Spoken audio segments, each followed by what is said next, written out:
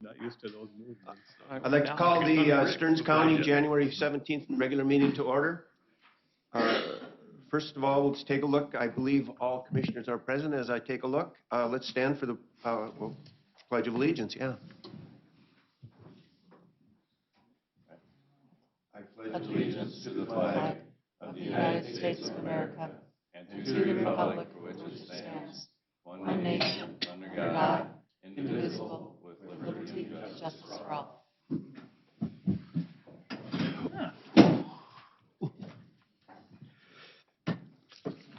Board members, the first item is the approval of the agenda. Looking at the agenda, does anybody want to make any changes? Otherwise, motion to approve. Mr. Chair, I'd just like to give a quick broadband report at the end of the meeting. So. Okay, we'll do that round issues by That's commissioner fine. before Yeah. that. Okay. Motion to approve the agenda. Okay, motion to approve Second. and a second. All those in favor say aye. Aye. Opposed? Motion passes. The next item we have is a consent agenda. We have 15 items on there. I do believe some of those items will be pulled, though. Mr. Chairman, I request that item 2 and 13 be open for discussion. Item 2, And then there is one blue folder, item 2. item 13, Chair. and also additional item? Yep. Yep. Right, there's an additional item in the blue folders, if you've seen that. So that's an addition, so we'll make that number 16. Okay, any other changes in those three? Okay, if not, a motion to approve items 1 through 16 with the exemption of 2 and 13. So move. Second. Motion and a second to approve the consent agenda. All those in favor say aye. Aye. Oppose? Motion passes. Okay. Commissioner Bertram, how would you like to take those two items? Item 2, this is still, as the new member on the board, still a little confusing on the appointment. So for what it's worth, I just, obviously, I would assume Commissioner Mergen wasn't looking to make appointments because he was retiring, and I was unaware of a lot of these openings. So these things happen pretty fast. A lot of counties I've talked to, they've done this at the second or third meeting kind of, but once we get into the flow of things, I hope we see some kind of a spreadsheet maybe in October that kind of is identifying who's going to be termed out, who's, because then it would give us all time. We all interact with a lot of people that have expressed interest, but boom, boom, it's over with. So that's fine. I do have someone, or did have someone that was interested in HRA. I certainly have no issue with Commissioner Notch's recommendation of appointment with Ms. Hellerman.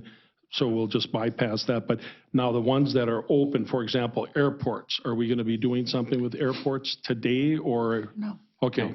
I didn't want something to be approved without Okay. making sure that I understood that.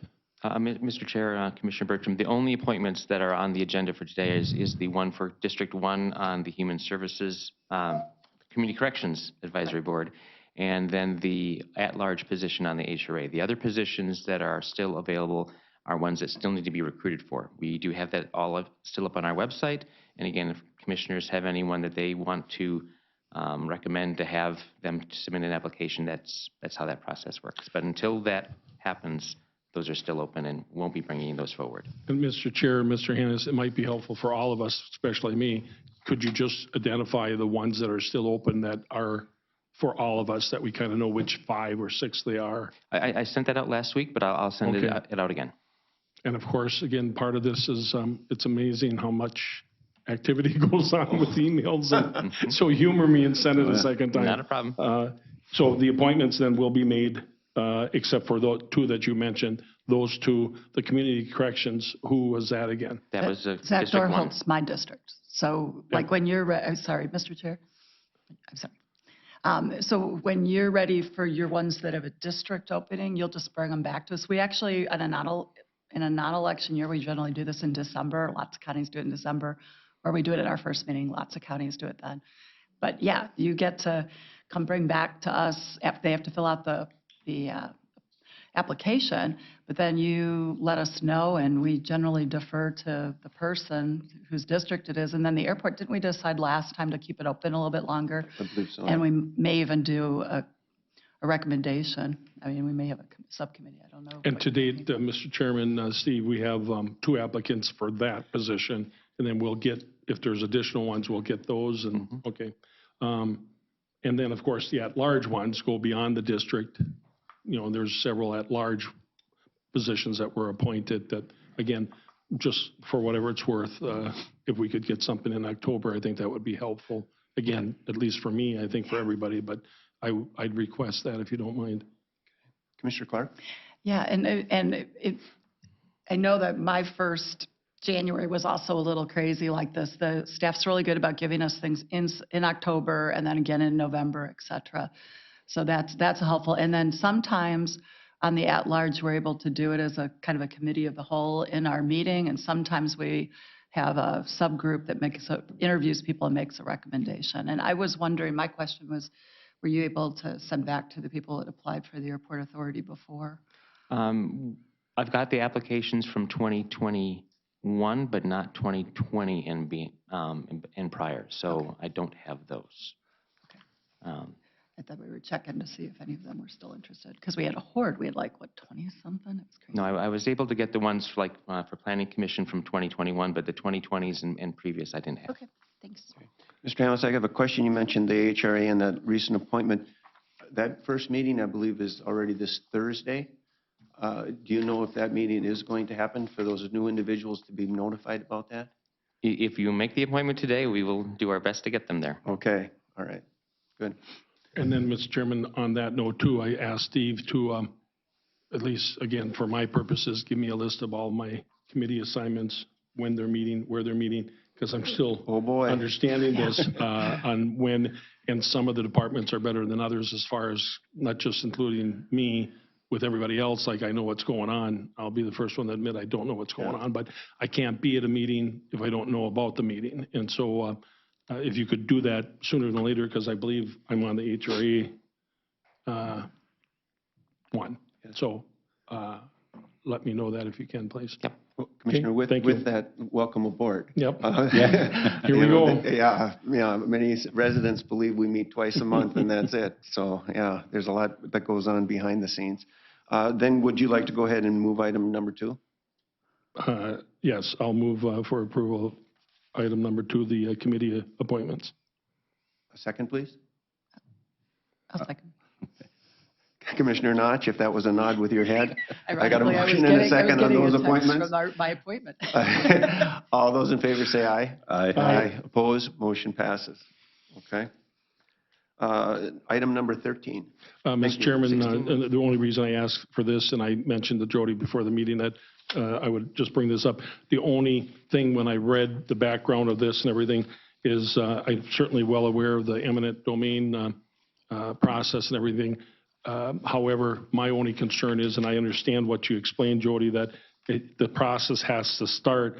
My sensitivity is if I have a conversation with somebody and I say, well, if you don't agree with me, I'm going to sue you, immediately the barriers go up, in my opinion. So I think eminent domain was the intent is and should be the last resort. I understand the way you explained this, that will be. However, the people that are involved with this are seeing this. And so the open discussion, my concern would be more limited because now they know that there might be a legal process that has begun. So I know it's a fine line, but and again, I don't know what your past practice has been, but we're just, I guess, unless I'm missing something, eminent domain should be the last resort when everything else has been exhausted. And I don't see that we're there yet.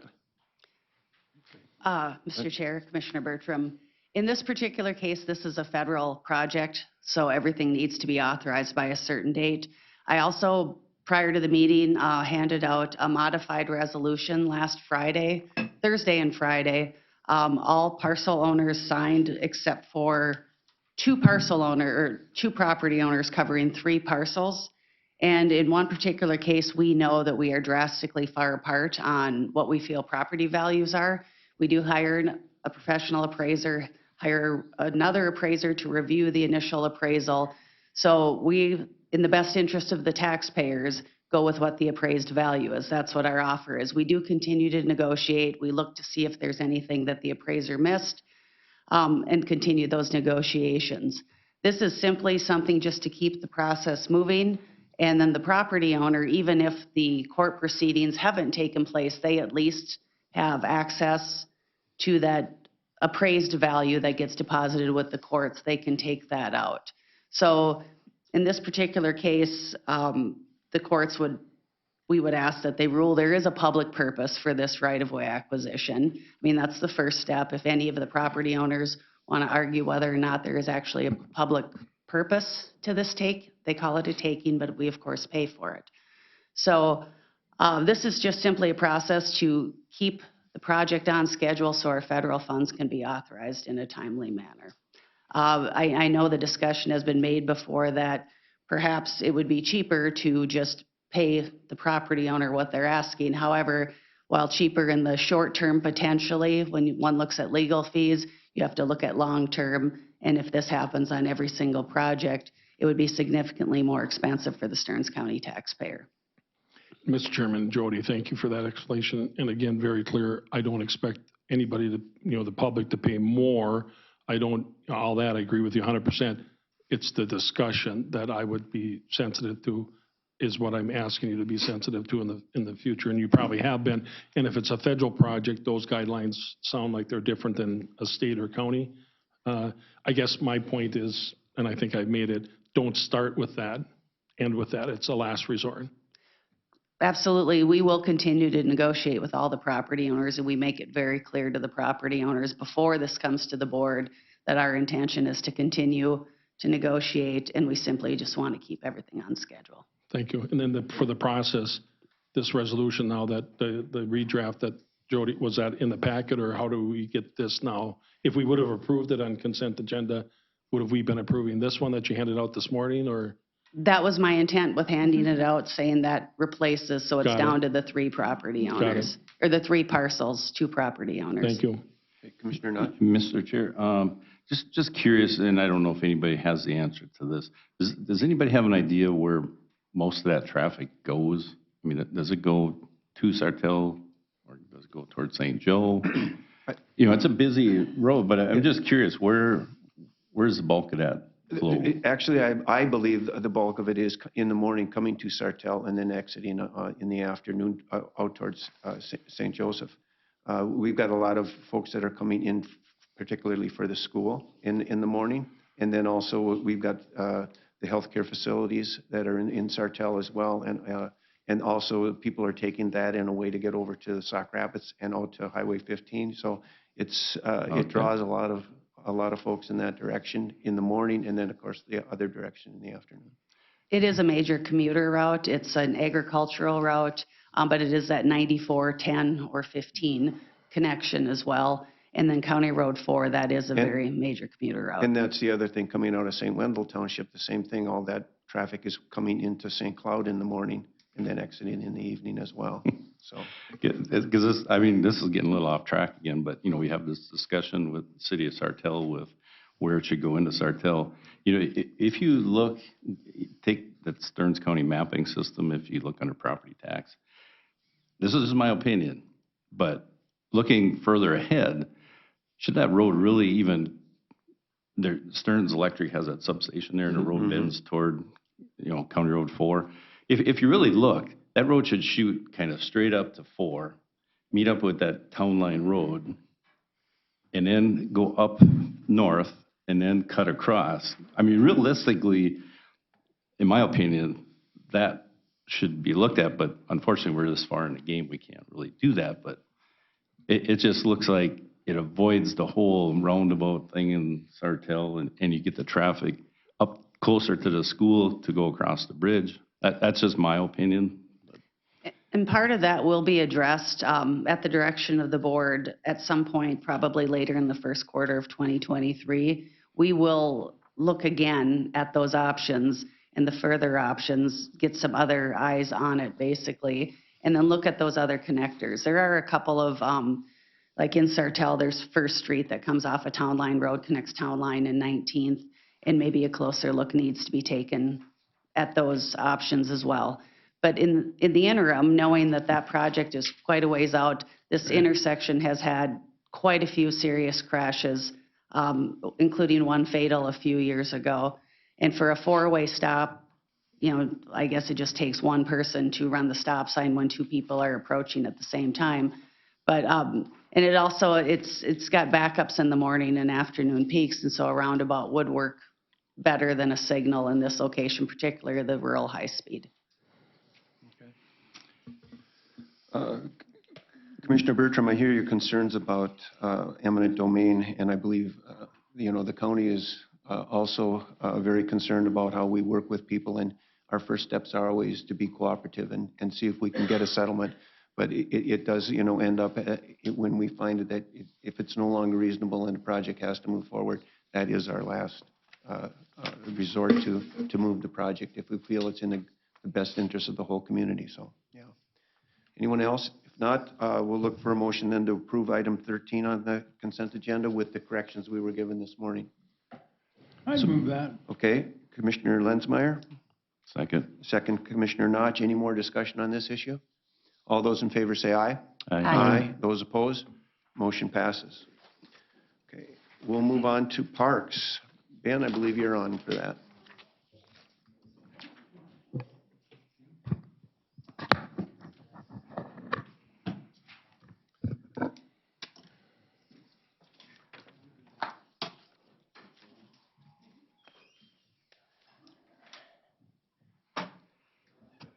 All right, good morning, Mr. Chair, Commissioners. Ben Anderson, Park Director. Today I'm here for your agenda item C1, be found on packet page 1, beginning on packet page 71. This is to discuss an opportunity that the county has to potentially add parkland into our park system. Specifically, it's the Woken Tract. With me today, I have Sabin Adams from Pheasants Forever. If there's questions about that partnership and how that came about and how that looks going into the future. And then also, I just want to recognize that there is one of the family members in the audience today as well. So with that, I'll start with some project history. So in March of 2021, the Parks Commission recommended and the County Board approved pursuing the options and completing the property appraisal for the Woken Tract. And in May of 2021, the County Board reviewed the initial appraisal and directed staff to find project partners. So what have we done to date? What have we been doing for the last year and a half? The initial and the updated appraisal have been completed. I want to note that the second appraisal splits the property into and provides separate values for the property that's located west of County Road 49 and east of County Road 49. The property has also been surveyed. I want to note that Pheasants Forever has funded both appraisals and the survey. So there's been no out-of-pocket cost to this point for the appraisals or survey from the county on this property. The Park Commission has approved and recommends that the initial park concept design that you can see in that project map. And with this, there'll be more public input that'll be gathered on potential public uses, if the county decides that this is a good acquisition for our Parks Department. The other thing that's been completed is we've identified funding options, which we'll see later in the presentation.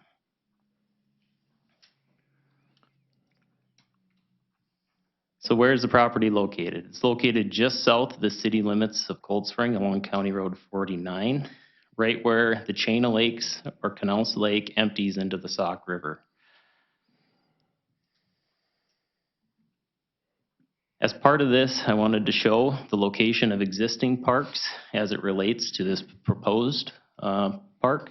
As you can see, this is an area that it's a 10-mile radius, which is identified in our comp plan, and wanting to have parks that are available for residents about within that 10-mile radius.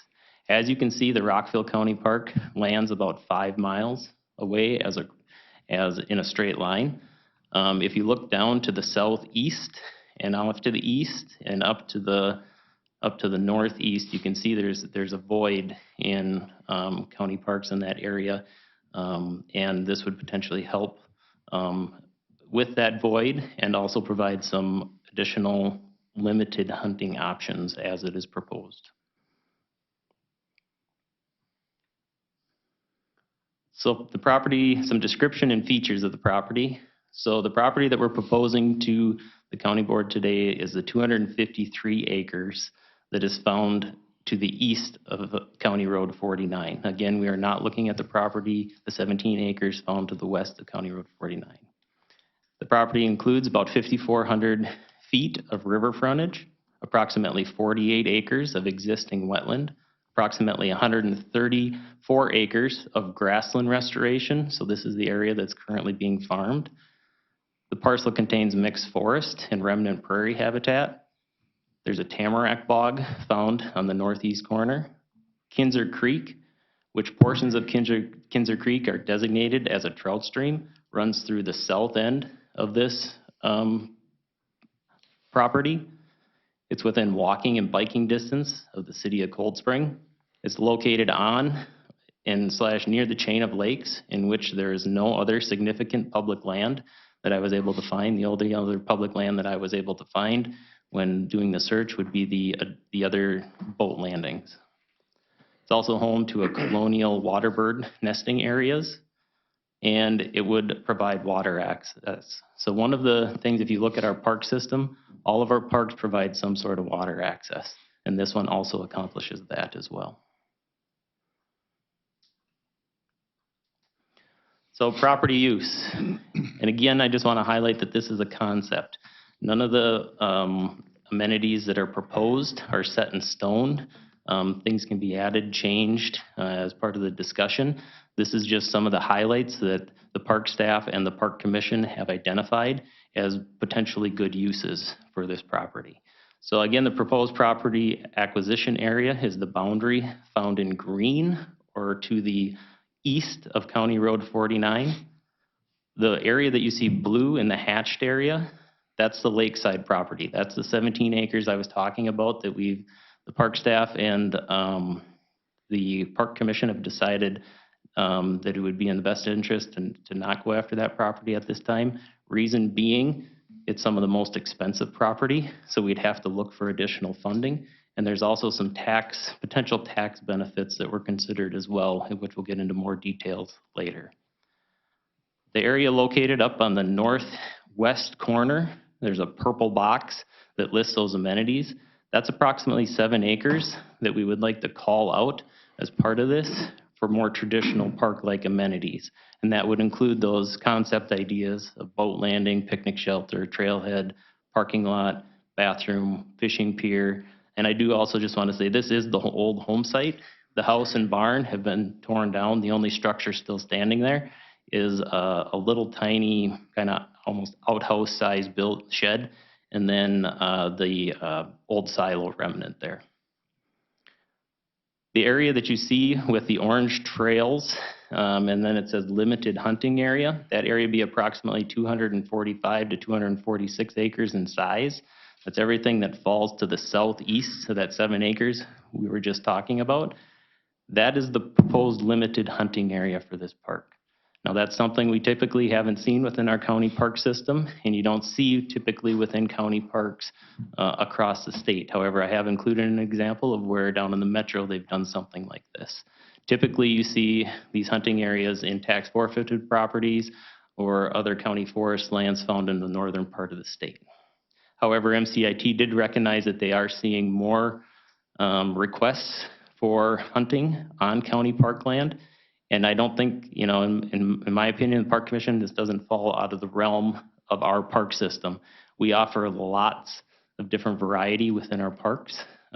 We've done disabled special hunts in the past. It's something that we've heard some sentiment and wanting to bring back. This could potentially be that area for that and have that area actually designated for such use. So let's get in a little bit more detail about what the limited hunting access may look like. So in your packet, I'm not going to read through these word for word all the way through because you did receive the MCI considerations, but there are a few that I want to just touch on. So are the proposed hunting lands near populated area, roads, trails, structures, or other forms of recreation? Answer is yes. Obviously, there are homes located all the way around this property. Property is 253 acres in size. On the eastern boundary of the property, there is a very significant ridge. As a hunter myself, I would have no issues hunting it, and currently the family hunts it, along with allowing a few select others to hunt it as well. So it's a very huntable property. But we need to keep in mind that it's not me or the family, it's the general public that would be using this, right? So, is there enough distance or other buffers to protect the people and property from accidental weapon discharge? And what type of hunting will be allowed, if any? So yes, along with that feature I mentioned with that ridge on the homes along the east side, it's also rolling terrain through there. And it also comes down to the responsibility, just like a WMA, of the person that's hunting out there. What types of hunting would be allowed? We wouldn't restrict the type of hunting species-wise, what would occur out there. We are proposing to limit what type of weapons or firearms per se could be used out there. So it'd be open for archery, deer hunting only, and then fine shot for turkey, pheasants, ducks, geese, things like that. There would be no gun deer hunting that would be proposed out here, again, because of the proximity of some of the homes that are around the boundary. Will portions of the park be closed during times of hunting? The Park Commission is not proposing that. There's about 4 to 5 months out of the year where there is the potential interaction between hunters and park users. I think we can design the trail system out there in such a way to limit those interactions that may occur. And also, if we, as it suggests, MCIT will sign it very well. Really, the way the property is set up, in my opinion, and the Park Commission's opinion, you've got the northwest corner called out for those park amenities and really the main access point. You can really, separate out those two areas and define those areas and make this work as a public water access and public amenities and that hunting area down to the southeast. It also, MCIT says, consider a permit to hunt on the parkland. We'll see that here in a little bit, and enact rules and regulations and ordinances. So obviously there'd be some special rules and ordinances that we would want to enact as part of this. So the example that I found in a very metropolitan area is actually in Anoka County, their Cedar Creek Conservation Area. And they used a very similar source with outdoor heritage funds. Actually, it's the same source as the LSOHC funds, Lessard Sam Outdoor Heritage Council funds, to purchase this property. As you can see, I'm going to go through what they've done and highlight within their very populated area and to make this work.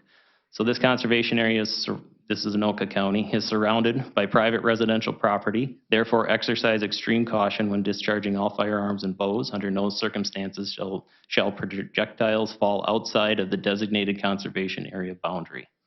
The discharging of all firearms and bows is prohibited within 500 feet of a building. That's also written in state statute. Conservation area is open from 6 a.m. until 30 minutes after sunset, so they've limited the time on when people can be out there using that property. When designated parking lot is full, they have approximately 15 vehicles. The hunting capacity of the conservation area is full and no further access is allowed. The parking lot capacity determines the number of hunters that are allowed to hunt within this zone. With potentially two parking lots, we can assign those as the hunting only parking spots and somewhat control what that looks like. They don't allow camping. They don't allow horses, ATVs, or other motorized vehicles except for snowmobiles. They must have a snowmobile trail that runs through the property. No target or promiscuous shooting, and then any and all equipment related to hunting, fishing, whatever needs to be removed except for traps by the end of the day. So what are we proposing in this limited hunting area? So again, as part of the largest identified funding source, the LSOHC funds, the property must be open to public hunting and fishing. So the proposed limiting hunting opportunities would be archery, for deer and turkey, but you would also be able to hunt turkey with fine shot and pheasants, ducks, geese, small game. We would limit any sort of gun hunting for deer out in that area. The limited hunting would be allowed via a strong and clear ordinance that is well posted around the areas that would be open for hunting. And we'd utilize a permit system. What this permit system could look like is, and I believe it was included in your packet, but Crane Meadows National Wildlife Refuge just started allowing hunting in the last few years out on their property up by Little Falls. They implemented this permit system. Basically what it is it's a brochure that identifies all the rules and regulations of the property. The person has to sign and carry a piece of paper saying they agreed to abide by that. We'd also include that indemnification language that's recommended by MCIT and the attorney's office within that.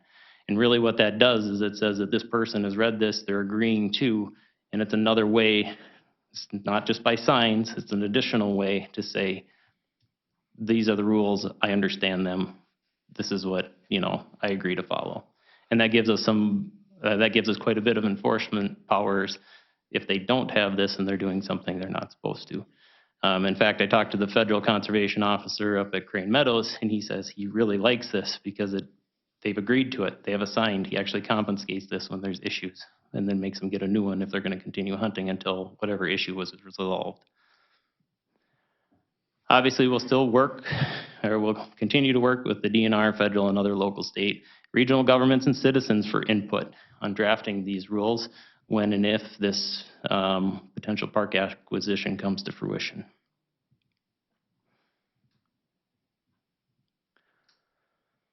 Property funding options. So we've heard a little bit about this so far with the LSOHC funding. So we identified two potential options for funding this property. Option one, which is the preferred option by park staff and the Park Commission, and which is the option that's recommended to the County Board of Commissioners, is the LSOHC funding of a little over $1.9 million.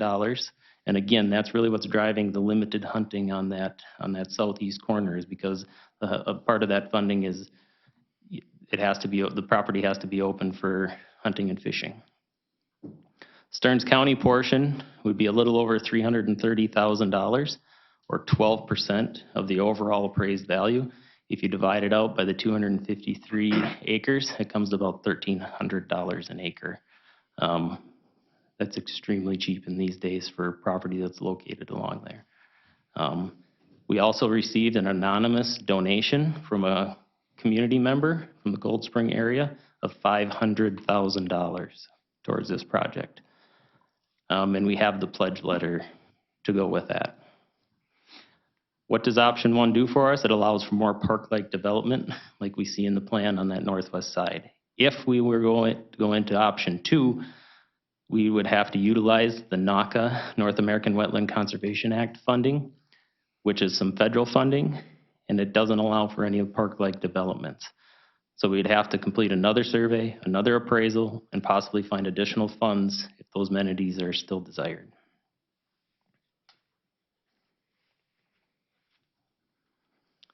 Estimated future development and operational costs. So estimated future development costs and funding sources. Habitat restoration, that 134 acres of the tallgrass prairie as identified costs about $1,000 an acre to restore. Pheasants Forever has those funds to do that. The parking lot and signage to get the initial park open, Pheasants Forever has $10,000 to assist with that. Park development. These would be items such as the shelter, restroom, fishing pier, boat landing, paved parking lot, those other amenities that have been identified in that northwest, anywhere from $350,000 to $500,000. Where would the funding proposed to come from that? Well, some of that would be from potentially Stearns County. The Minnesota DNR has also expressed interest in partnering for the fishing pier and the boat landing concept, if that were to come to fruition. And then grants. At the Parks Department, we're always chasing grants to assist with cost sharing this. So that's something, we would expect that we would continue to do. Estimated ongoing operational maintenance costs. Right now, we're comparing this park as presented to be most like Rockville, or the existing Kramer Lake Wildwood County Park before it's developed out. That estimated annual operating cost for those two parks is between $25,000 and $35,000 a year. Some of the tax facts. So in 2023, the tax statement for this entire parcel that includes the 17 acres to the west and the property to the east is a little over $15,000. So not an insignificant amount of tax dollars.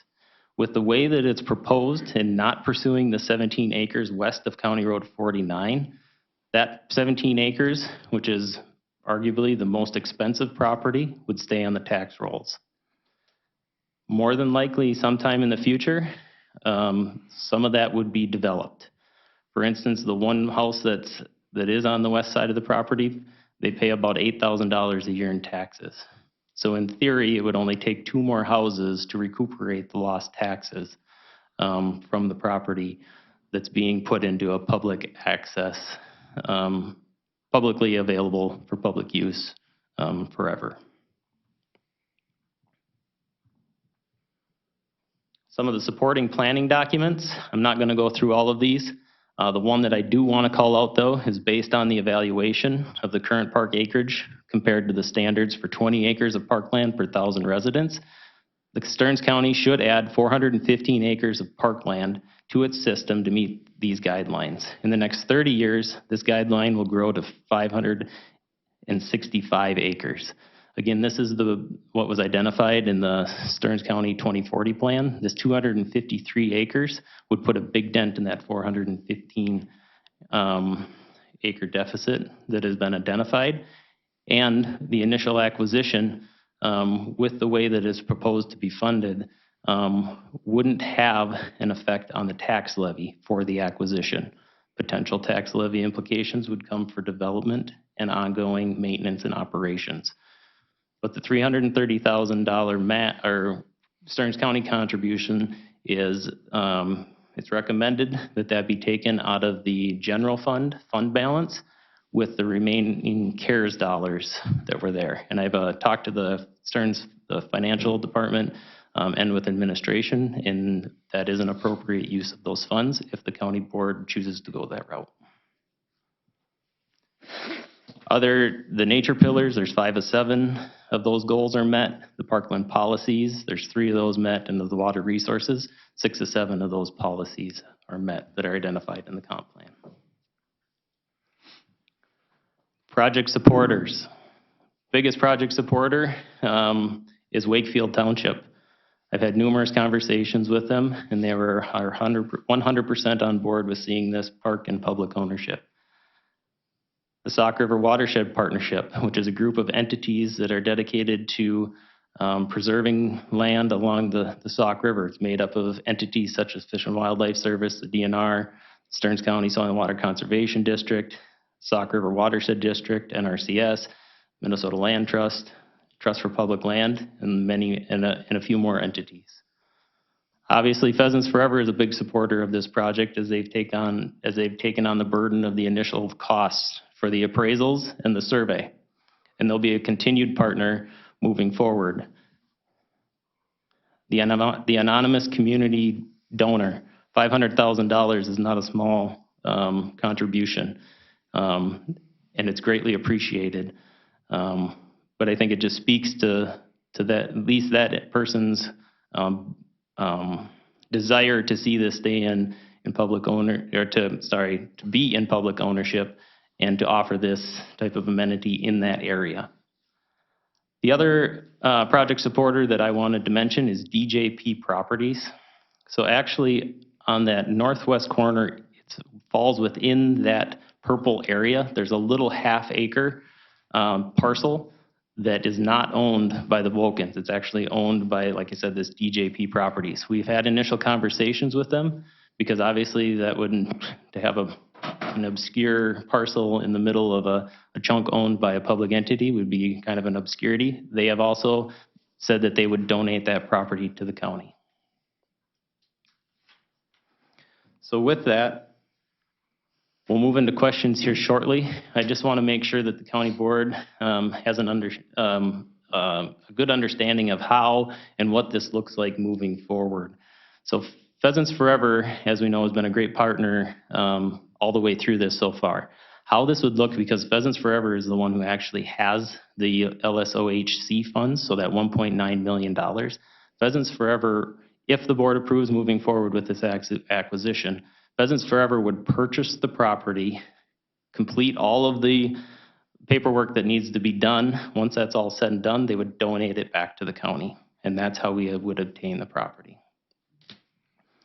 The other portion that I want to make sure the board is aware of is that if the board decides to approve this park acquisition today, this isn't necessarily a done deal. We still need to go back to the Lessard Sam's Outdoor Heritage Council and have conversations with them about the limited hunting that's proposed in here. And we would need approval through them for that too. Saving with that, is there anything I missed or you want to add? Okay, so with that, we'll take any questions, discussion, conversation. Okay, and board members, let me tell you, the Park Commission has been, working on this well over a year. It's been on the topic of discussion just about every park meeting. So the presentation by Ben, all the information has been strongly vetted already with them. And, of course, their recommendation is to move forward. So nice presentation, Ben. Appreciate what you did. Commissioner Notch. Yeah, Mr. Chair, Ben, can you just reiterate how big is Rockville Park and Kramer Lake? How many acres are each of those? Rockville is 294 acres in size, and Kramer Lake is 265 acres in size. Okay, then, and this is just probably a county question. So what's the difference? Why does Quarry Park charge for parking, but none of the other parks? That's a good question. And I believe it's because of its uniqueness, because it's a special attraction that draws people from not only across the United States, but really across the world. I mean, we see visitors last year from, it was over 40 states and 6 or 7 different countries. So the uniqueness offers it costs us more to operate that. We have staff on there 7 days a week. While the park's open, we have Park Patrol that's on site 7 days a week during the summer, during our busy months. So that one just takes on more costs for that. We don't charge anybody to use the park. Anybody can walk or bike in for free. It's just if you want to park your vehicle, that's why that's what was established. So. Okay, then my last question, and Ben and I have had this conversation about some type of primitive camping or some ability to, maybe have a primitive camping, kind of like some of the state parks and whatnot, all, because of the uniqueness of this property, and you got water access, you got woods, you got trails. And, I don't know if you want to just reiterate some of the comments you made about the camping portion, but maybe this goes also to the Lessard Sam's. They talk about public hunting and fishing, but not camping. Is that not a permissible portion of the Lessard Sam's? I'm gonna As far as I'm aware of, there isn't any restrictions on camping. We would just need to lay out the specifics of what we're asking for when we bring it to that council. Okay. Okay, so you could do like a full-blown, full hookups campground, or? I guess it depends on what you're asking when you're talking camping. Hike in and put up a tent, or park in a camper? Yeah, Ben and I, our conversation has kind of been more, if you go to some of these state parks, basically you just drop your money in a box to go to site. And it's more primitive, maybe you have water, maybe you have electric, but not really full hookups. And you'd have to do no seasonal camping there. That would be my take on it. Right, so. I've never seen that presented to the Lessard Sam's Council, and I'm not sure how it would be accepted. That is to say, it may be fine, it may not be. And I don't think there's a specific rule that says you can't do this. I know there's, I'm sure there's limited exceptions out there where it's been done, but to say exactly, I couldn't at this time. Yeah, that's fine. That was just a conversation we had, and I just wanted to bring it forth. Commissioner Notch, I'd like to respond to that too. With the grant money coming through Pheasants Forever, the purple hatched area is going to be separated because we have potential development that we want to put on that. By all means, the camping issue, when we first saw this property, that issue came up and the discussion was there. Looking at that map, again, if you just put a band of property around that purple piece, it would be an ideal spot for campsites, and it would be a natural. The problem would be is, again, if we were to bring water or electric to those sites, then of course there's development, and I don't believe Pheasants Forever would allow that or. And most of them just have a water tap somewhere Right. where you can go get the water, but. But I personally, and I think the Park Commission would be open to primitive camping if it's available, if it could be done. And I don't know if that has to be added somewhere into the equation or up front, or if that can be a park design. I think Layout we'd want it later. up front if that's something that the county board desires. I think we're going to want to have that laid out up front when we go to the Lessard Sam's Outdoor Heritage Council and have those discussions so that we can have an answer on that. Just for some background, we don't have any of our county parks that we directly manage that have camping in them. We have Lake Coronis, which is co-managed with Meeker, that campground down there. The camping that we currently allow within the park system that we directly manage are for nonprofit youth groups. Certainly not opposed to adding something like that, but there will be additional staff and cost that comes along with that if the commission would decide to go that route, which as park staff, we take it on. It just may require some more people and obviously some more money to do that. So. I'd just like to also comment, this is going to be a great mix as far as opportunities.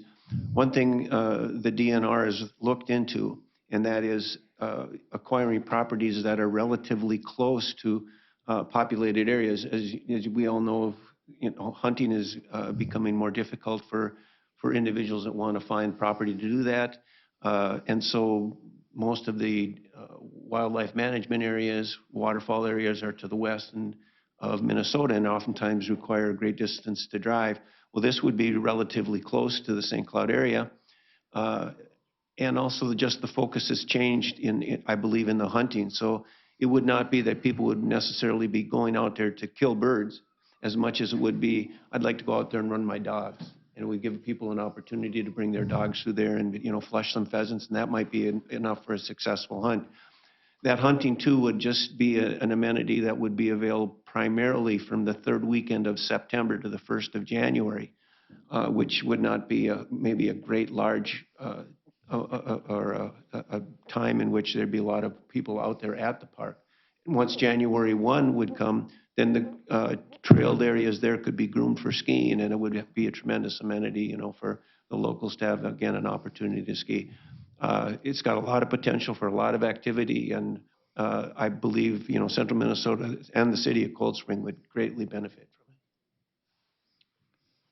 from it. In that same vein, Mr. Chair, almost scaling the hunting back to December 1st would almost be a better option, because during the holidays, if there's snow and they want to groom trails and people want to come and snowshoe or cross-country ski, it would be the perfect area to do it in, because you might have a lot of family from out of the area coming. That would be just a thought. Yeah, absolutely. I mean, that's a good idea. Again, most of the hunting is done before December 1st, but there are some hardcores that hunt through the winter, and all the tests for that. There's people that don't hunt in December? What's wrong with that? Exactly. I'm still getting over my frostbite. Commissioner Clark. I'm sorry to hear that. No, I'm glad you're healing. Sorry to hear about the frostbite. No, this is a great project. Really appreciate the work and the partnership that's come together and the various opportunities, I guess, along both of the last two comments. One is, are we then, if we're saying what the hunting season is right now, are we locked into that? If there ends up being some desire at some point to say December is lighter, so I'm wondering about that. I don't personally have strong feelings about either. And then the primitive camping, I mean, I think for a few of us, we've been trying to figure out how can we make that happen in a cost-effective way. So that could be an interesting piece. I don't know if you need How much do you need from us right now if we move forward to say that is it enough to say there's interest in it? I mean, it may come back to costs or, some of the liability issues. I'm just curious about what's our next Yeah, step. 'cause I would How much think do you really need from us? Great. So, Mr. Chair, Commissioner Clark, so I think right now, and in this concept, that if that's something we want to consider, I think that that's something we bring to the LSOHC and they recommend, and so we would ask for that recommendation now on some sort of primitive camping within this area, and then we bring it forward and see what they say. And then we can go from there. Mr. Chair. Do you have a different? Commissioner Clark? And that just means that, it provides us an opportunity if for some reason we ran into some challenges with it, we could decide something different. But so it's really more just putting it in now, and then we can figure the rest of that out. And I think it's more of a definition of what you're looking to specifically do. If it's primitive camping and it's across the whole entire unit, that's one story. If it's, I could say now very comfortably that if we said there's going to be RV hookups and electricity and that, it's probably not going to go. So it's just kind of defining that specific in general that I think would be the most important. Okay. Mr. Chair, and I guess I would recommend that that would be up in the area where the other proposed amenities would be as well and not anywhere else. And I might add to that, as far as the city of Cold Spring, they have sewer and water just across the water from that location. I don't know, looking out 20 years, 30 years, the city of Cold Spring might be looking at, putting something there and giving us an amenity that would help that. But, we would have to have sites that would not have the water and the electric prior to that. Mr. Chairman, first, I like Commissioner Notch's idea a lot. The Tri-County Park on Lake Cronus does have permanent camping, and also they have the little basic wood huts that you see at state parks now. So again, if we're going to invest this kind of money in something, let's look at that. And before we start saying how much it's going to cost to do that, Ben, let's get a handle on it. First, we haven't even established it yet. Before you say you need more staff and everything, we're not at Tri-County. I don't think they have more than like 5 of those primitive wood ones, and then the lot of tents. And so I like that idea a lot. So I would definitely say get a handle on that and do that. I'm going to have a couple of questions and some that I would like to have a response today, and then some that you can get back to me on. And again, forgive me. You say you started this a year ago. How many times have you reported to the board? I'm just curious. What did I miss? So the last time we were to the board with this is when they told us to go find partners. So this is the next update on and what we found and what we've developed over the last year and a half. Got it. So maybe just an idea. Maybe we should have, if we're going to start moving forward on a major acquisition like this, maybe we should have more comment or more current updates, on where everything's going. Because again, I don't know what I've missed. When you say Mr. Adams is going to be the project manager, what exactly does that mean? We don't lose control of what we want to provide necessarily, or I'm not clear on that. No, so the partnership with Pheasants Forever is yes. So everything that we asked, we're in control of what we would like to see the property look like. And then Pheasants Forever has been very amenable to working with us to push forward to see if that's a possibility with the funding that they have. So yes, we make sure that if it's going to be county property, that it's what we want. Got it. And then you said something about the 17 acres. You said at this time. I always get nervous when we have a plan and we're not even quite done with that plan, whatever it be, parks and everything else. And before we even have adopted a plan, we're already talking not at this time, which tells me next year you're going to be back with the 17 acres. If we're going to do it, or even if there's an interest in doing it, let's identify that now that we understand the bigger picture of this. So I was going to ask why the 2 appraisals, and you explained all that.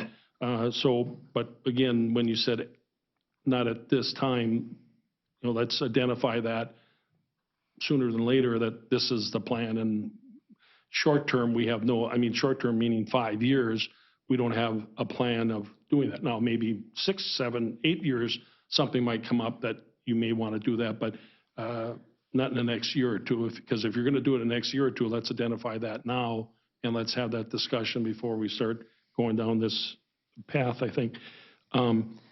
You said there's no, Wait, oh, go ahead. You'll respond to that. Yep. Can I just respond? Sure. So, Mr. Chair, Commissioner Bertram, so at this time, we don't have any immediate plans to chase after that 17 acres.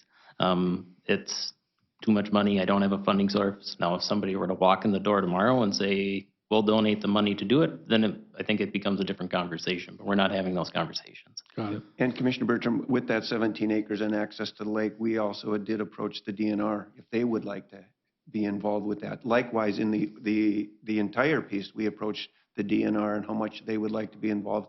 And they felt that they are, maxed out already with funding and maintenance requirements that they have. That's why they turned it back to us and put us on to Pheasants Forever for the potential for this to be a county park, opposed to having the DNR and the state of Minnesota involved. And then, which leads into the next question on the future cost. Again, things like this make me a little nervous. Again, you've identified most of what I think the future costs are going to be. But again, I'm sensitive to, okay, we're going to do this, and in the next budget, we're going to need 4 more staff, and we're going to need so much more money for development. It looks like you have that all pretty well laid out.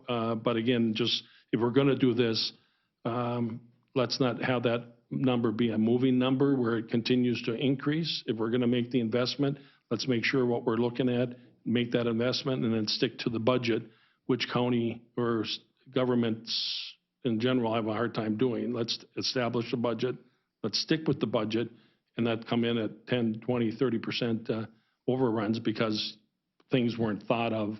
Again, now's the time to think about it. And it's not a question, it's more of a concern, I guess. Mr. Chair, Commissioner Bertram, if I can.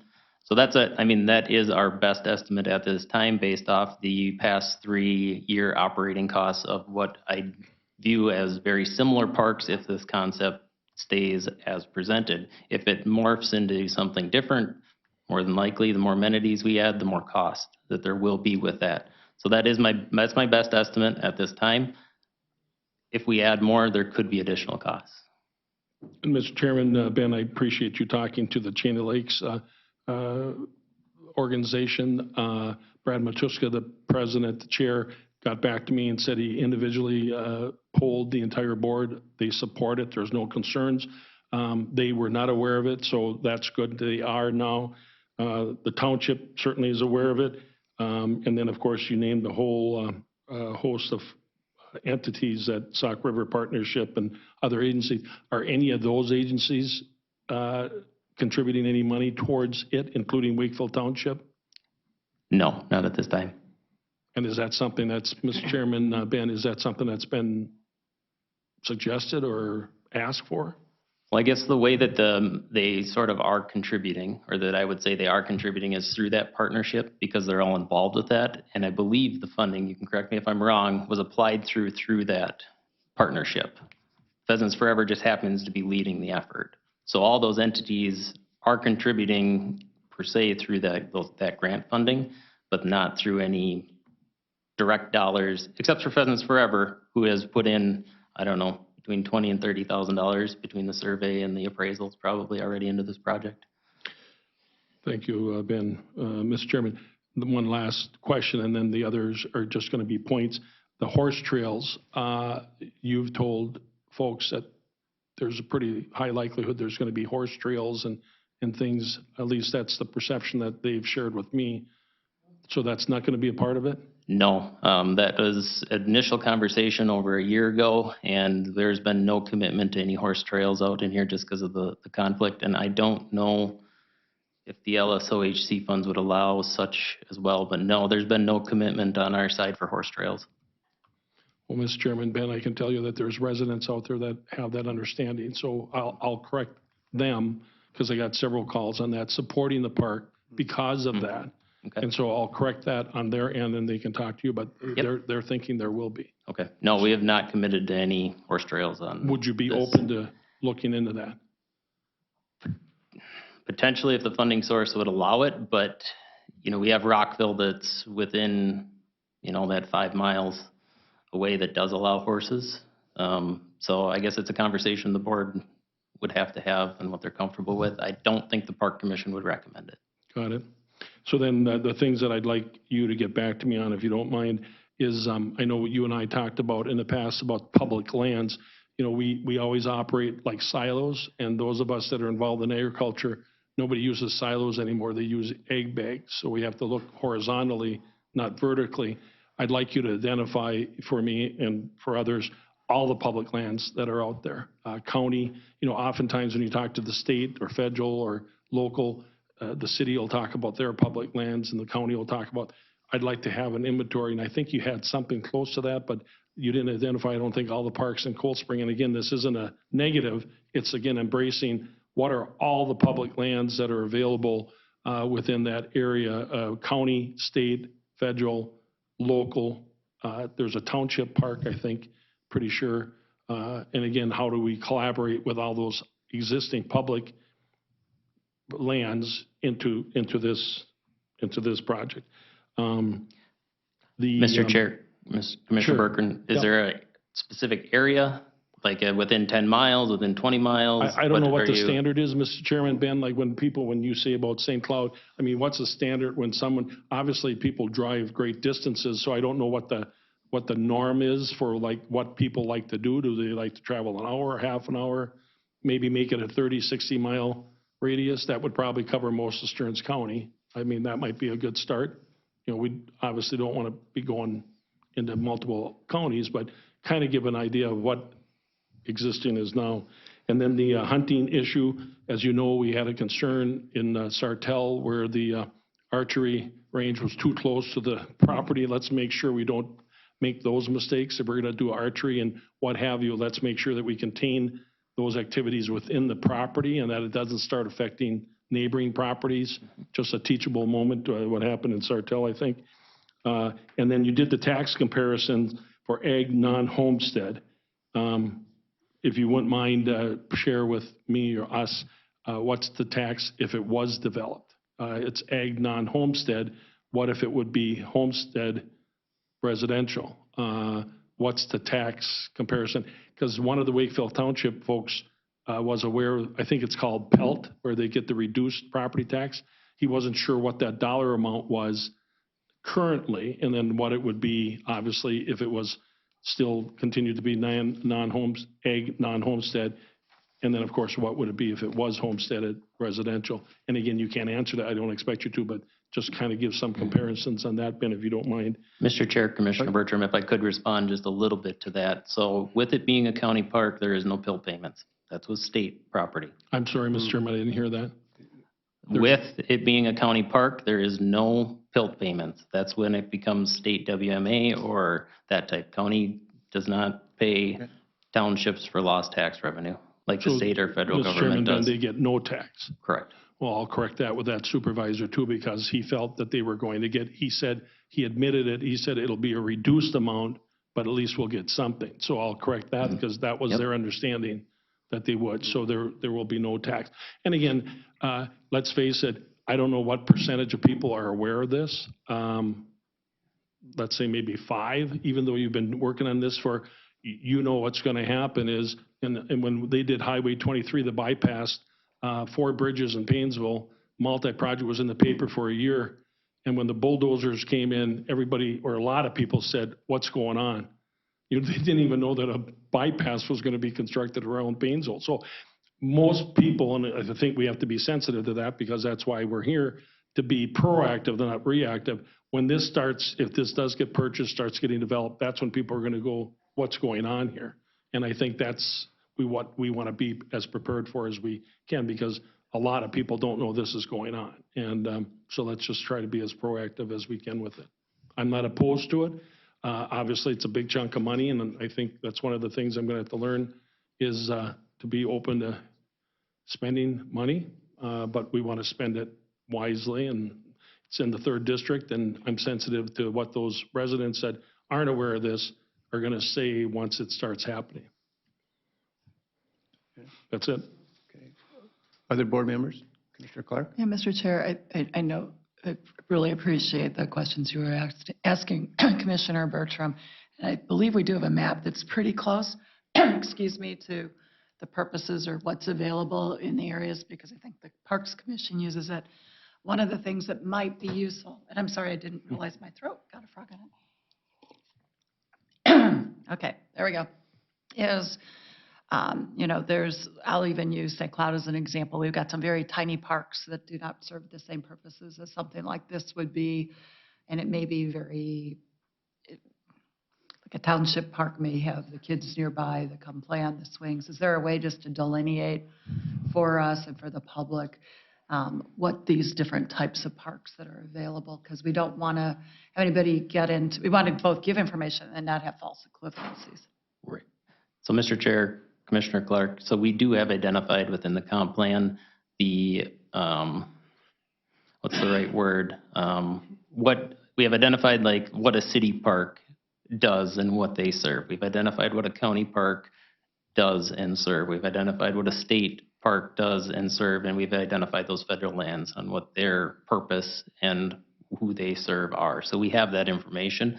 Sorry, I can't reiterate it off the top of my head right now, but I can get that very easily. So Thanks. Mr. Chair, because I'll just add, our county parks are not the same as a city park. They're not the same as a WMA. They're not the same as a WPA.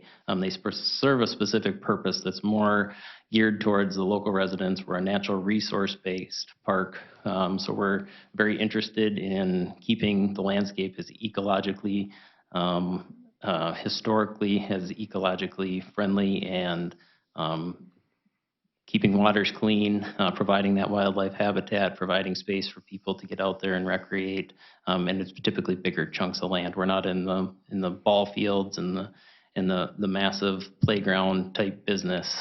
It's more of that ecological outdoor experience that we're looking to provide. So. And Mr. Chairman, Ben, to that point, that doesn't make those other public lands bad. You share more in common than you do not in common. 1, they're off the tax rolls. 2, the public can access them. 3, there's a variety of activities that they can do. So if you're making those comparisons about how the county's different, maybe also make a comparison of how we're the same, because again, that's positive.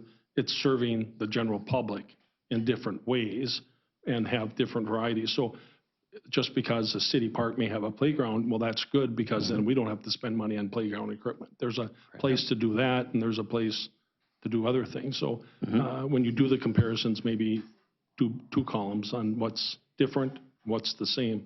Commissioner, I'd like to respond to that. I agree 100%. You know, the general public doesn't care who owns the property. They want the activity. You know, if they want to go canoeing, they want access to the water. It doesn't matter if it's a county park, a city park, or even if it's a neighbor that just lets them bring their canoe down there. They want to get on the water. So yeah, by all means, we want to share in those opportunities for the public in whichever way we can. Commissioner Clark? Yeah, Mr. Chair, given you're also our liaison to the Parks Commission, I recognize, at least based on previous meetings, that you all talk about a lot of this too, right? So maybe there's something as it comes back further along too, that we can get something from the Parks Commission, just also helping us understand what's been looked at. And I'm wondering how detailed, I'm actually fine with getting detailed. I'd actually almost like us to get to a very detailed level. We're going to talk about some of these different ones, because there are literally some places that are mowed land and might have a swing, as opposed to mowed land with a climber and swings and a baseball field or something. So, you know, as we're talking about those different things, the more we can help people, and I'm actually agreeing with you. I hope you're hearing that, Commissioner Bertram. Let's just make sure we've got the right information in there so that we know, and more importantly, the public knows. Okay, board members, I believe what Ben is looking for, though, is to move the project forward. And so the option 1 is to allow him to do the financial interest from the county so that he can take it to Pheasants Forever, and they would approach about the grant property to see if we can come back and actually acquire the property. If they don't like what we are doing, it ends. But what he's looking for is he wants to move the project forward, and if we're willing to commit to move the project forward, so. And Mr. Chairman, that would be with the dedication of the 330,000. That is correct. So once that's certainly giving a key, and again, not minimizing it, but this is the beginning, not the end. And so even if, more than likely, if there's not some approvals or whatever, if we approve this with the money, something's going to happen. That is correct. However, again, long-range planning and as far as the park maintenance and that, Commissioner, we go through an annual budget. We also chase after a lot of grant money. So we don't know what the possibilities as far as putting those amenities on that segregated piece of property. It may cost the county minimal amount of dollars. It's not going to be necessarily a big ticket item, but it will also have to fit within the park budget, and we take a look at that annually.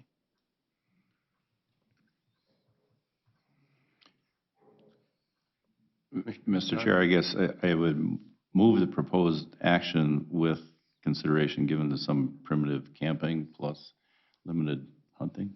Okay. I'll second it with a question.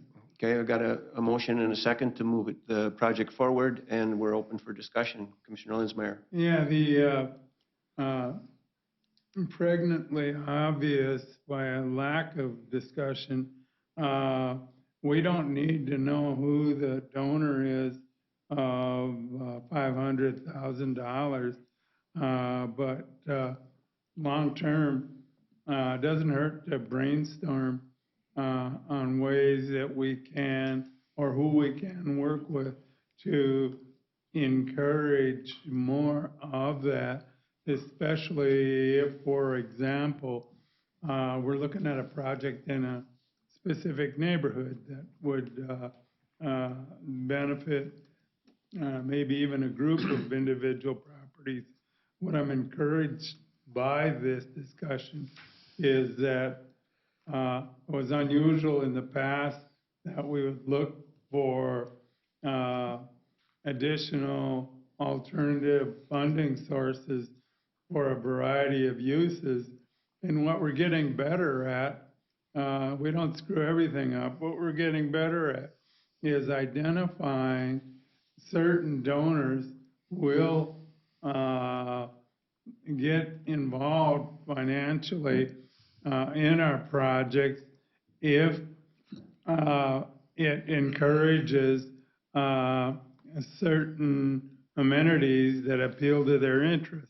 For example, the county park that's north of Sartell, the archery folks have been fairly active up there, as have been a variety of other uses. Historically, I mean, for a long time, the snowmobile folks have been willing to help us out. Maybe something to keep in mind long run is how do we encourage more of that? We've experienced that on a growing basis over time, thanks to virtually no efforts on our behalf. What if we put some elbow grease into that? What are things that we could do to make that more appealing? I find it remarkable through all of this discussion. I wanted to see where this was going. No interest whatsoever in why this individual is interested in making a significant contribution. And is this contribution specific to this project by itself? It doesn't, that information does not impact whether or not I support this. I support this absolutely, but there is something to be learned from examining motives, why people do what they do. This applies to a lot of the services that we get involved in. As per usual, sometimes the things we don't talk about are obvious by omission. But other than that, I think you folks have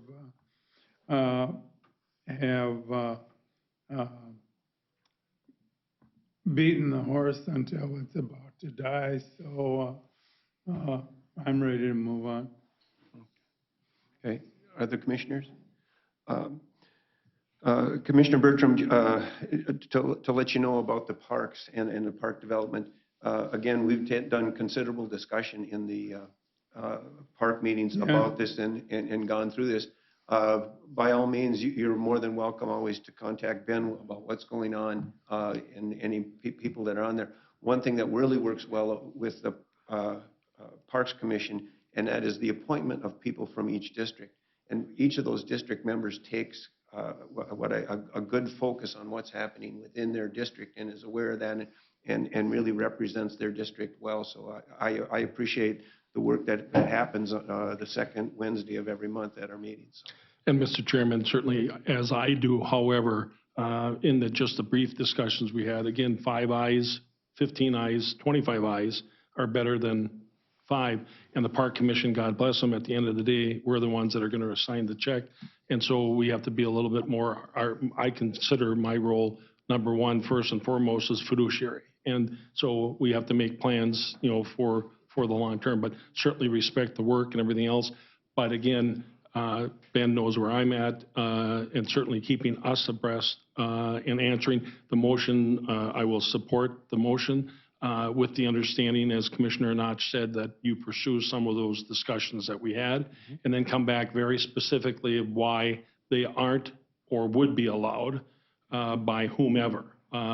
It's clear that you're not making that decision, that someone else is making that decision, that we can or cannot offer an activity. So, okay.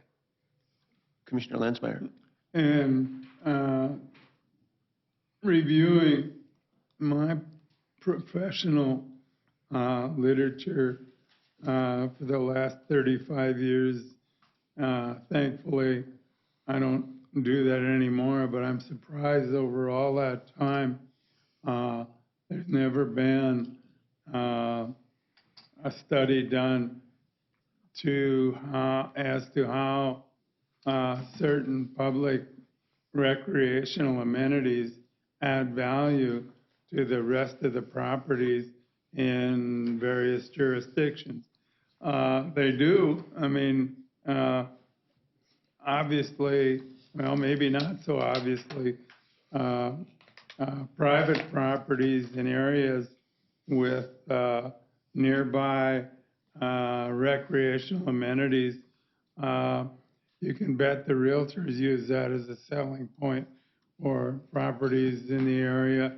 But I'm not aware of a study that attempts to quantify how that positively influences market value. And at some point, maybe I can talk to some of my ex-colleagues and say, hey, have you ever seen any information like this?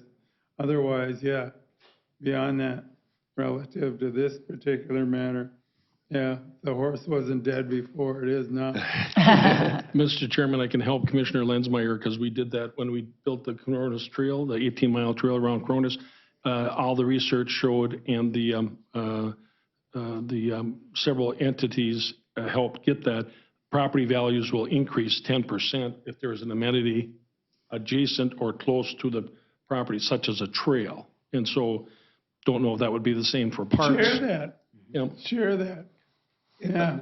Absolutely true. And if you look at that 17 acres of that hatched-in area, if you were a person that had hunting dogs and you were a sports person, that building site would be a great location for all. But of it them. comes, Yeah, make sure it the comes, park folks get that. and it comes at a cost. Of Yeah, course. absolutely.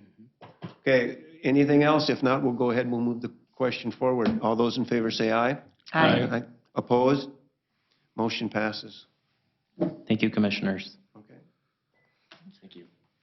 Thank you, Ben. It was a long process, but well worth it. Thank you. Before we move on to issues by commissioners, Dr. Williams, you had one thing about an update on broadband. Thank you, Mr. Chair. I just wanted to do a quick update. The resolution that you adopted way back in April, I believe it was, have identified how we were going to go about the broadband project. And as you recall, we didn't want to allow our proposals in small areas, so we didn't want cherry picking to occur, for example. So we broke the county into 4 areas and requested proposals based on those 4 areas. And at the time then, we had proposals that were approved with Albany Mutual Telephone, with Arvig, and then with Runestone. And so this map shows you, here is the Arvig project, and that has been successful with border to border, and we're just about ready to enter into an agreement with Arvig to provide that service there. And we're also successful here with Albany Mutual, and we nearly have our agreement ready for them. So those are funded with border to border, and we're going on our way there. The Runestone proposal is coming together. I don't have quite full numbers for you yet. And then this area here, well, and then this is why I wanted to bring this to you, was if you recall this area here, Upsala Telephone, SciTech is their broadband branch. They applied for federal reconnect dollars in this area and were successful. And so that got excluded from our program, which was fine, which actually saved us dollars because we didn't have any money in that. SciTech is also applying for reconnect for this area that I hash marked here in my pen this morning, because I just learned all this over the weekend. And they also they requested Stearns County to support a border-to-border application there. Now recall, what we did with Albany was their proposal was to cover all of this because this was the whole area. And if we would, and we're ready to move into that border-to-border application with Albany. And so far what I've told SciTech is that no, we would not support a border-to-border application here because it begins to sever this area. Albany had said that they would be unable to serve this area here, and so we'd have an island there. I'm sure we could get it covered sometime later somehow, but and if they're successful with their federal grant, then we'll have to deal with it that way. But so far, what I intend to tell them again is that no, we're not doing these small areas. We're doing these large areas, and that's what we're going to fund. And so I wanted to bring that. The resolution you adopted back in April said, bring this kind of thing back. And then down here, I'm pretty confident these areas here where we had no proposals, I'm fairly confident that we are going to have a proposal from Arvig to cover those areas in time for this next border-to-border application. The next application process it's open now, and those applications are due on March 2nd. So we're kind of moving quickly, which is great in the long run because everybody needs to spend those ARP dollars quickly. So that's a little bit of an update and to show you kind of where I'm steering this. And if there's questions or comments and you want me to do something different, we can talk about that. I'll bring you an action item here at one of your meetings in February to proceed, presumably with Albany Telephone, Arvig, and Runestone, which would pretty much round out the areas that in townships that have participated. And I think we're going to have dollars left over, and we can start to move even into those townships that haven't participated if we want to. Okay, Dr. Williams, I appreciate you not focusing on not just that cherry picking, but the whole orchard, because that's what I know these companies are looking at. So I appreciate you staying firm on that. And Commissioner Notch has one, and then Commissioner Burke. Yeah, just a clarification. You had those over by Rockville in that area, Arvig might. Also, I noticed you got up by Sauk Center. That must be another one too then, huh? That is another one, and there's, so far, I haven't had anybody, we don't have anybody to come into that area yet, but I'm Oh, I working seen on you had it. a check, so I didn't know if it matched the checks that were over by. Yeah, this area here, you're talking about. Yep. Yeah, that's, there's no proposal in that area, and the barrier there to Runestone is the interstate. Sure. And I haven't, and Arvig hasn't been interested in that. So somehow that's going to take a little more doing. But those other red hash marks area down in Wakefield Township and St. Joe Township, hopefully we're going to have a proposal there.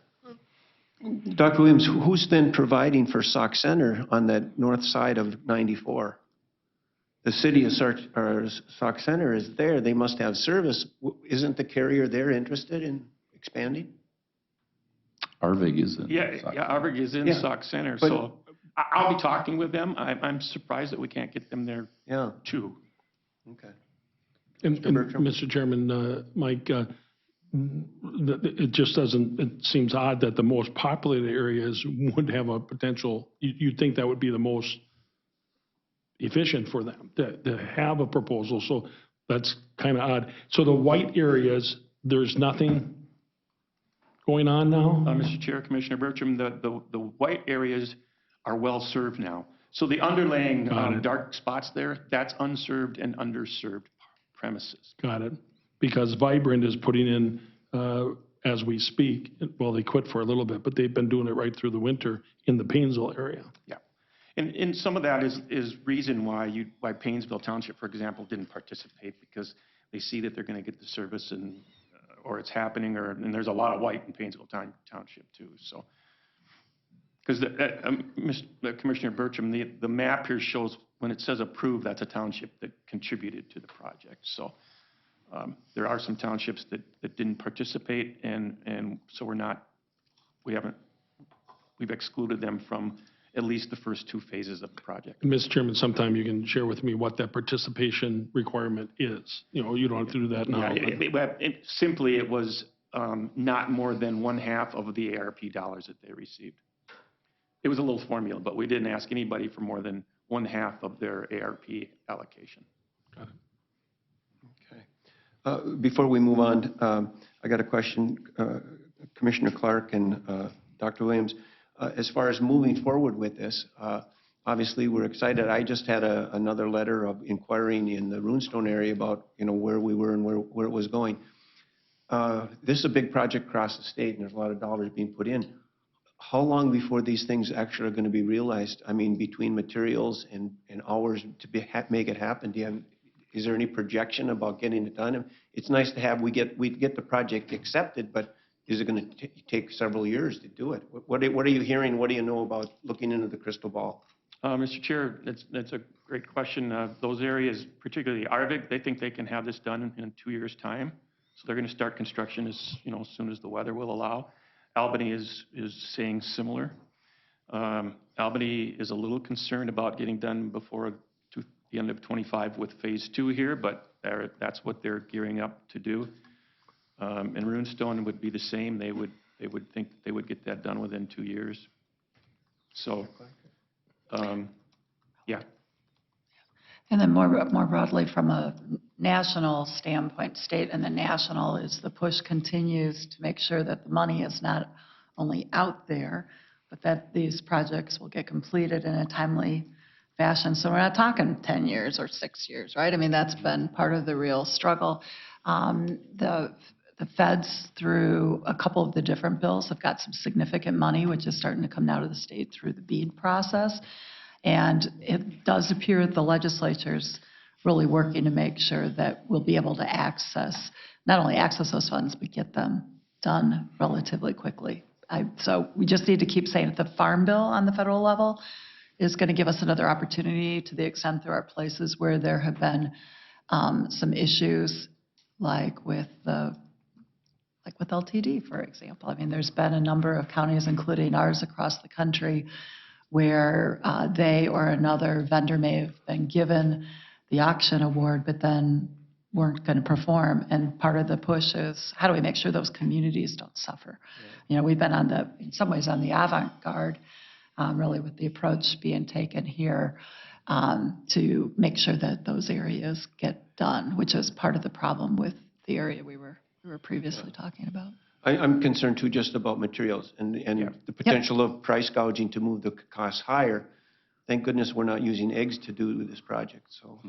Yes, and that is, Mr. Chair, that is something that's being talked about, and I believe when we're going for both of our legislative conferences, right, both for the state and the federal, that will be part of what we keep pushing about. We need both the workforce and we need the fiber to fulfill what we are trying to do. So your points are very well taken, and frankly, we can't be a broken enough record. I think that's okay to talk about vinyl, since we're back. That's back to being something people are looking for. We just need to keep saying we want the deployment. We want it to be affordable, both for putting it out there and then for the end user. And then there's still the uptake issues in some places. So those continue to be things that both AMC and NACO are pushing on, and all of our voices are important in that. Okay. Mr. Chairman, I thought you said they were talking about the price of eggs. Oh. Well, I think we're all Thank God we're looking not at using eggs. Oh, my goodness.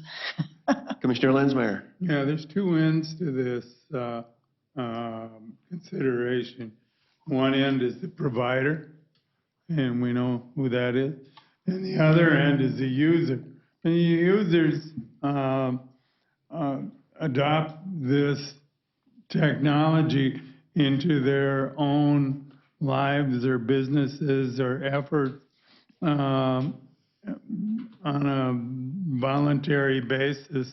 What encourages users to adopt this is once they begin to appreciate the possibilities. So point is, just because it's there doesn't mean that the uptake by the consumer will be immediate. Sometimes that does happen. Sherburne County years ago, in terms of their highway project, began incorporating optic fiber into the project when they were doing the road work, putting in the cabling and so forth. And it took a little while before the consumer came to appreciate that. And then it came in a wave. Once the neighbor started talking about it, oh, you can do that now? Yeah. So they would adopt it. So this won't necessarily be automatic. On the other hand, it does seem to be something that requires a certain amount of momentum. And the only way you create that is make it available and hope folks appreciate what the opportunities are. But yeah, it's kind of neat that we'll be at this a while. And also, telescoping that with 5G, we're going to be, and we are, putting significant effort into the adoption of 5G. And we're darned if we do, we're darned if we don't, because if you try to look at this from a crystal ball perspective, 6G is also on the horizon, but it might be a decade out. So this will be an ongoing saga that, well, some of you will be dealing with it, certainly future boards. So stay tuned. It'll be pretty exciting.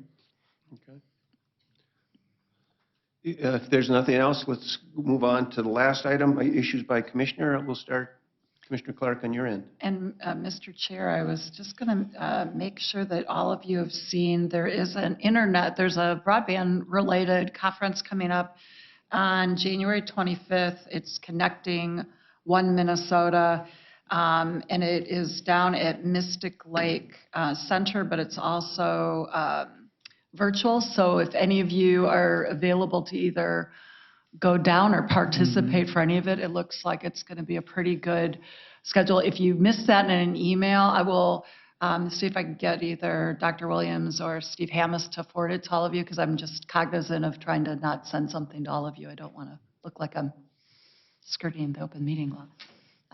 So that would be, it's a timely thing. Okay. Anything else? No.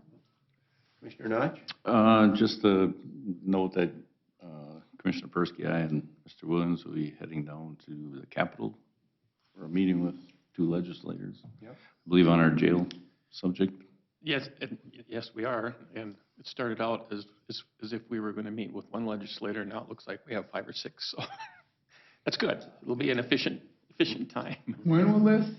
This afternoon. Okay. Yeah. Okay, here? No, We're going down. to St. Paul. Oh, you're going to St. Great. Okay, no problem. Which brings up something I wanted to ask you guys. I wouldn't mind getting a ride to Jack and Jim's. It's not far and I can drive. But if someone's gonna stay for the whole party from 2 until it's, probably 9 o'clock, I wouldn't mind riding. Otherwise, no problem. I'll definitely be there. Commissioner Lenzar, I could give you a ride home if somebody can get you out there. I'm going to be coming from the cities. So I can't give you the ride there, Yeah. but if somebody else can get you there, happy to give you a I ride. ruled you out almost immediately. Thought, well, it's probably not in town. So, We're looking at Thursday's meeting? yeah, Yeah, yeah. Yeah, I love the location. Jack and Yeah. Jim's is pretty cool. We also have a meeting tonight, I believe, at Winway Park Municipal League. Is that correct? Correct. Okay. Yeah. Does anybody know the location of that? At the Public Works Building, Okay, good. which is in the City Hall. It's the The one public- yep, beyond the over. auto dealership. Yeah, isn't it off by Quarry Park? Yep. Okay. Well, no, Right. not quite that far, but, But yeah. look right next to the ledge. Yep. Okay, All right, I'll Okay. catch the first part of that, and I got library board. okay. Anything else, Commissioner Lenzmeyer? No, I'll think of it about 10 minutes from now. Oh, okay. Quick, let's adjourn. Let's adjourn. Commissioner Bertram? Mr. Chairman, Mike, when those discussions are going to happen, like the one this afternoon, if you could just shoot an email, I think it would be good for all of us to know, because again, even if we're not going, we could potentially reach out to our legislators and say, FYI, and then maybe who you're meeting with to kind of substantiate whatever other discussions might be able to be helpful. I'm attending my first meetings, the ones that I'm aware of, and so that's the learning curve, and been going to some chamber annual banquets and things like that in the community, and there's a lot of interest with what the county does, which is still amazing to me. There's a lot of folks that really don't know what we do, so we'll continue that. All of us continue that Sometimes mission. that happens right here. Mr. Chair and Commissioner, I appreciate that. This kind of, it started out, we were going to meet with one legislator, and so that's why Commissioner Notch couldn't be there, because it was Representative Anderson, and then I think we have pretty much, I think we have everybody but Representative Wolgamott and Senator Putnam going to be in on this meeting. So, and that would be normal. I would let people know. Just want this kind of. and Mr. Chair, Got a Dr. little Williams, and that's because there's already been a meeting with them. Yeah, yes. Just so that nobody thinks that's listening to this, that somehow they're unattended to, given they're going to carry the legislation. We I met think, we Mr. met with Chairman, them Mike, I think via the- Zoom, so. The point is, as you know, obviously, if you have direct relationships, it's always positive. Absolutely. So however we plan that, you know that, and Yep, just FYI. absolutely. I don't have that many items, other than I want to say I want to appreciate the work by St. Cloud State and the City of St. Cloud, and those folks that were involved with the Martin Luther King Day event at the River's Edge. The venue was packed with over 500 folks, and it was very well done, so kudos to them for observing that day. So if there's nothing else, then for the good of the order, I will adjourn our meeting.